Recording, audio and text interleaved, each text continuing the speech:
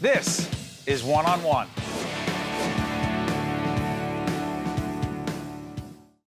We're pleased to welcome Mr. Bill Ryan, President and CEO of the Transplant Games of America, and Elisse Glennon, Vice President, New Jersey Sharing Network, and full disclosure, a new member of the Board of Trustees at the Caucus Educational Corporation. This is a big deal. July 2020, the Donate Life Transplant Games. Bill, what is it? Why does it matter? Well, you know, the games been around since 1990. They're intended to raise awareness for organ, eye, and tissue donation and make people aware that there's 115,000 people still waiting for an organ in the United States. Wow. And in New Jersey, that number, Elise, is? We are just about 4,000 people currently waiting for a life-saving transplant. And people who watch our program on a regular basis know that we've been collaborating with the Sharing Network for several years now to increase awareness around organ and tissue donation. The connection between the Sharing Network and the Transplant Games is? Well, we're thrilled to bring a national program here to New Jersey. It's going to be in New Jersey. It's finally going to be in New Jersey. We're really excited. Big deal. Yes, I think our entire community is just thrilled.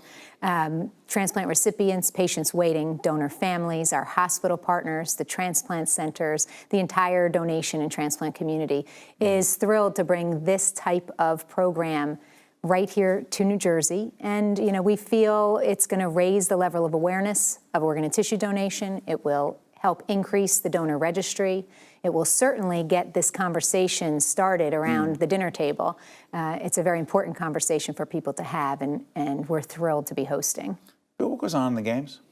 There's a lot. There's 6 days of 21 sports competitions. Let's do the dates, by the way. I'm sorry for interrupting. We're talking about July 17th to July 22nd. Go ahead. 2020. There'll be 21 sporting events and probably 58 to 65 programmed events ranging from opening ceremonies, closing ceremonies, donor tributes, workshops, seminars. It's a host of activities for 10 to 12,000 people, and it's going to be a big deal. Why New Jersey?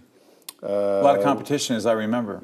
There is a lot of competition, but you know, the team put together a great presentation. They won the bid based on the fact that there is a lot going on here in the East Coast, and there's a lot of work to do in the donation transplant community here.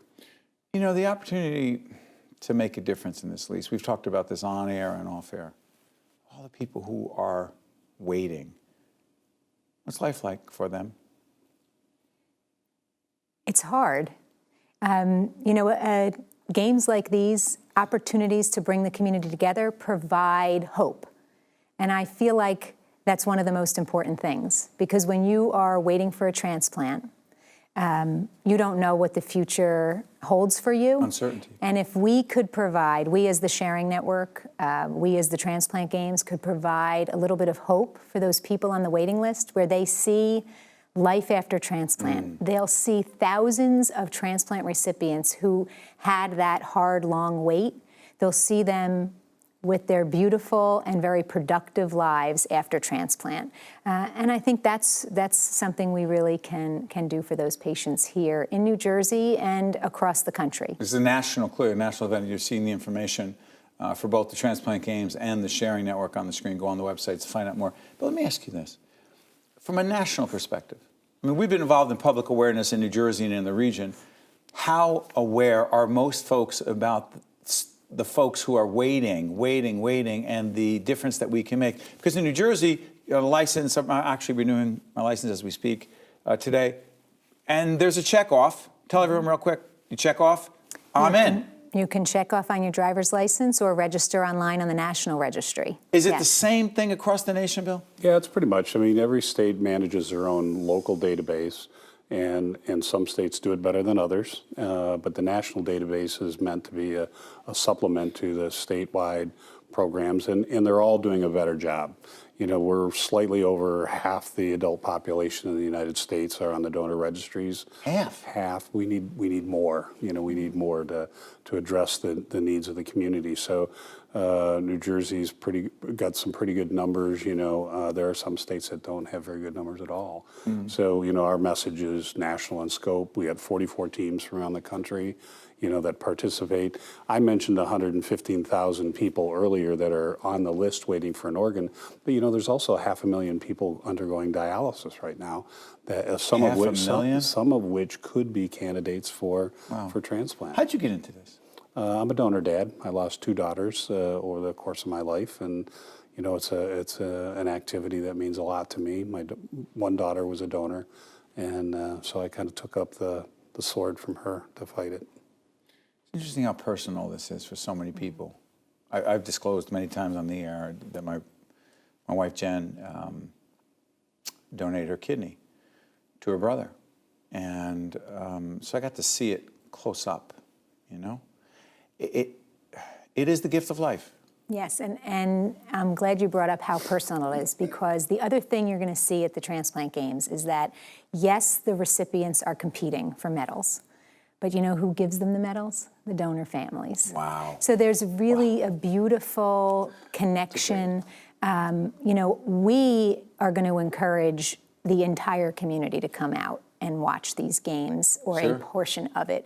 We're certainly going to promote it wide and far. By the way, I got some partners here that are help making it happen. Who are they? Yes, yes. RWJ Barnabas, Hackensack Meridian Health, The Meadowlands the Chamber? Meadowlands Chamber and Convention and Visitors Bureau, American Dream. American Dream, wow. All part of our bid, all coming together to make this happen here.